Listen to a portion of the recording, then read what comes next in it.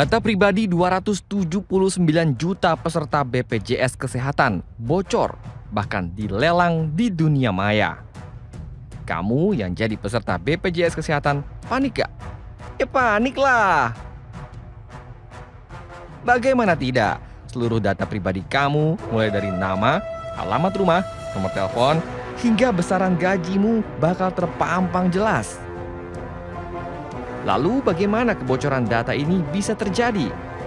Hingga kini manajemen BPJS Kesehatan tak bisa menjelaskan bagaimana petaka kebocoran data ini bisa terjadi.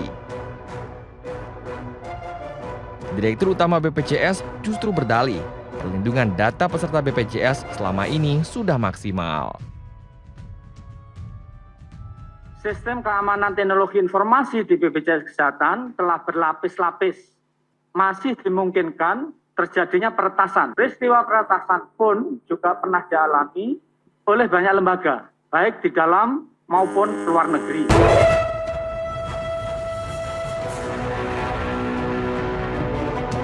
Bocornya data pribadi hampir seluruh warga Indonesia ini tentu bukan persoalan yang bisa dianggap remeh. Tak hanya mencederai privasi pemiliknya, data pribadi yang bocor ini juga rawan diselewengkan untuk kejahatan. Salah satu ancaman penyalahgunaan data pribadi adalah pembuatan KTP palsu. Bahkan data pribadi bisa digunakan penjahat untuk menjebol rekening bank pemiliknya. Data pribadi kamu juga bisa dijual penjahat untuk bisnis telemarketing. Buat kamu yang sering ditawari jasa asuransi, pinjaman, hingga kartu kredit lewat telepon, bisa jadi kamu telah menjadi korban jual beli data. Yang tak kalah berbahaya, data pribadi kamu bisa digunakan untuk menggiring kamu ke situs belanja palsu yang akan menggeruk uang kamu.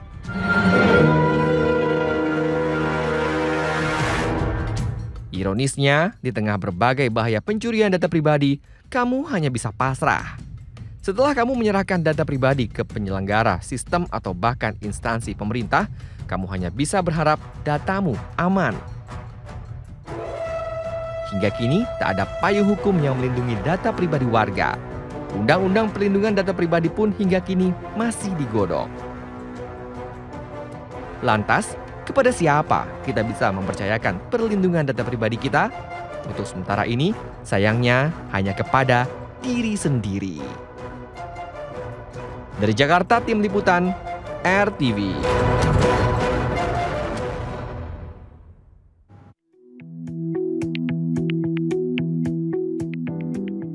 Sisilia Indra hingga kini tak habis pikir bagaimana data pribadinya bisa mendarat di aplikasi pinjaman online. Padahal wanita yang berprofesi sebagai guru les di Jakarta ini sangat berhati-hati menjaga data pribadinya. Lia mengaku tak pernah membagikan data pribadi, apalagi mengajukan pinjaman uang melalui situs online, karena takut datanya disalahgunakan. Namun nyatanya sebuah aplikasi pinjaman online mengirimkan pesan singkat bahwa Lia telah menjadi nasabah mereka. Lia pun harus menghadapi tumpukan tagihan yang tak pernah ia ajukan. SMS tagihan sebesar 6 juta rupiah melayang ke ponselnya. Merasa tak pernah mengajukan apalagi menerima pinjaman yang ditagihkan, Lia pun mengabaikan SMS tersebut. Namun teror tagihan tersebut tak berhenti. Bahkan orang-orang terdekat Lia pun akhirnya ikut kena teror.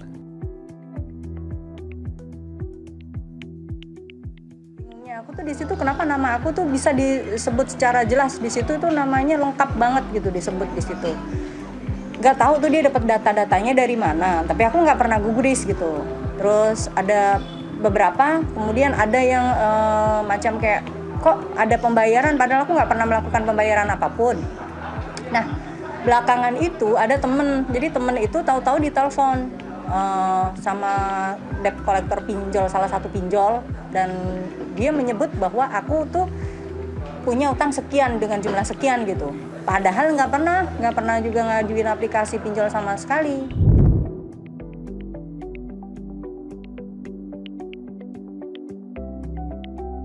Menurut pendiri lembaga analisis data drone Emprit Ismail Fahmi, pencurian dan jual beli ilegal data pribadi sangat rentan terjadi di dunia maya. Mulai hati-hati. Pertama, ketika mereka memanfaatkan, ya, menghubungi kita. Mungkin yang paling mudah adalah mereka tahu data-data kita. Terus kemudian kita dihubungin. Mungkin ada orang datang ke rumah kita, ada orang kirim SMS, orang nelpon, ya, pura-pura sudah tahu segala macam itu, ya.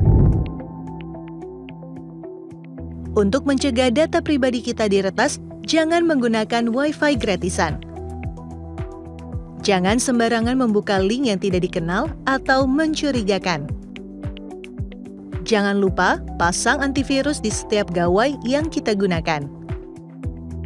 Jangan pula sembarangan membagikan data kependudukan di internet, termasuk jangan mengunggah KTP elektronik maupun kartu keluarga di media sosial. Tak hanya di dunia maya, kamu juga tak boleh enteng menyerahkan fotokopi KTP elektronik atau kartu keluarga kepada orang lain, misal untuk pengurusan SIM melalui makelar. Bahkan ketika kamu membeli pulsa, jangan sembarangan meninggalkan nomor teleponmu di buku penjual. Lantas bagaimana jika data pribadi kita terlanjur bocor? Pertama, ganti kata kunci atau password di semua akun maupun aplikasi digital yang kamu gunakan. Jangan membuat PIN atau password menggunakan data tempat dan tanggal lahir. Kedua, selalu gunakan verifikasi 2 langkah atau menggunakan aplikasi keamanan tambahan.